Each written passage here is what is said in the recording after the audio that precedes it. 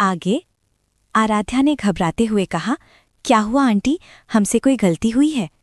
सामने खड़ी औरत ने हाँ में सर हिलाया और धीरे से उसकी तरफ बढ़ी और आराध्या की तरफ अपना हाथ बढ़ाया, जिसे देखकर आराध्या डर गई और घबराकर एक कदम पीछे हो गई। उसकी आंखों में डर देखकर वो औरत हैरान हो गई। उसने प्यार से कहा, घबराओ मत बेटा, मैं आपको चोट नहीं पहुंचाऊंगी, मेरे पास आओ। कहते हुए उन्होंने अपना हाथ आगे किया। आराध्या ने झिझकते हुए अपना हाथ उनके हाथ में दिया। उस औरत ने धीरे से आराध्या को गले लगा लिया और उसका सर सहलाते हुए कहा, आपने बस एक गलती की, हमें पहले नहीं बताया कि धीरज भाई साहब की हालत इतनी ज़्यादा ख़राब है। और अपनी हालत देखो, देखकर ही लगता है कि पता नहीं कितने दिनों से खाना नहीं खाया है आपने।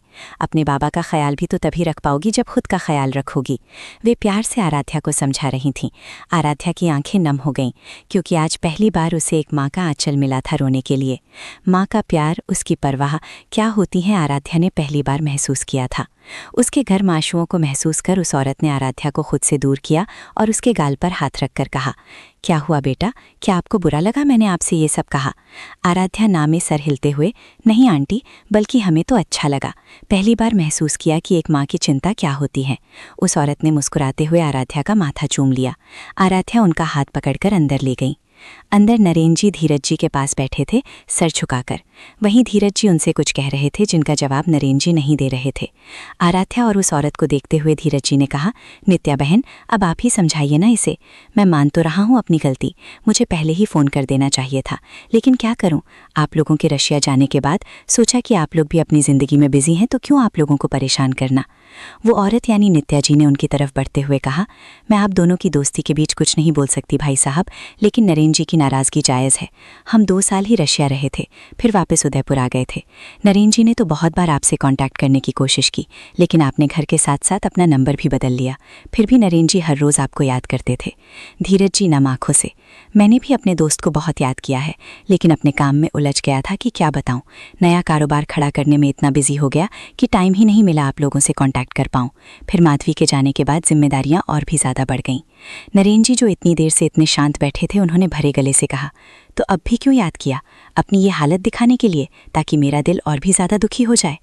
धीरज जी नम आँखों से मुस्कुराकर, नहीं, आपको दुखी करने के लिए नहीं, बस अपने दिल का एक बोझ हल्का करना चाहता हूँ। मेरी एक बहुत बड़ी जिम्मेदारी अभी बाकी है, जिसके लिए मैं सिर्फ आप दोनों पर भरोसा कर सकता हूँ। नरेन जी ने सवालिया नज़रों से उन्हें देखा तो उन्होंने भरे गले से कहा, मेरी बेटी आराध्या, मेरे जाने के बाद वो अकेली हो जाएगी नरेन। मैं अपने भाई और उसकी पत्नी पर भरोसा नहीं कर सकता। क्यों माया आराध्या को पसंद नहीं करती? मुझे डर है कि मेरे जाने के बाद वो आराध्या के साथ कुछ गलत ना कर दे। क्या तुम मेरे लिए मेरी बेटी का ध्यान रखोगे? वो बहुत मासूम है नरेन, उसे दुनियादारी की कोई समझ नहीं है। मेरी सांसों का कोई भरोसा नहीं है, पता नहीं कब रुक जाए। क्या आप दोनों मेरे जाने के बाद मेरी बेटी का ध्यान रखोगे?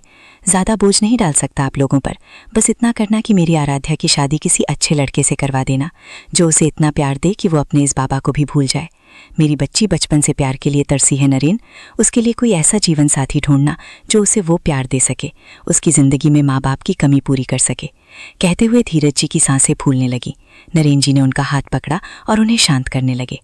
आराध्या रोते हुए, बाबा साहब, आप ये क्या बोल रहे हैं? हमें कोई नहीं चाहिए, हमें बस आपकी ज़रूरत है। कोई मुझे इतना प्यार नहीं कर सकता जितना आपने किया है। आपकी कमी कोई पूरी नहीं कर सकता बाबा साहब, बस आप हमारे साथ रहिए, नहीं तो हमें भी अपने साथ ले चलिए। कहते हुए आराध्या सिसक पड़ी। नित्या जी ने उसे अपने सीने से लगा लिया। नरेन और नित्या की भी आंखें नम थीं। नरेन जी ने धीरज जी का हाथ सहलाते हुए कहा, आपको कुछ नहीं होगा धीरज, मैं अभी डॉक्टर से बात करता हूँ। बड़े से बड़े हॉस्पिटल में लेकर जाऊँगा आपको, यहाँ नहीं तो लंदन अमेरिका, लेकिन आपको ऐसे जाने नहीं दूंगा।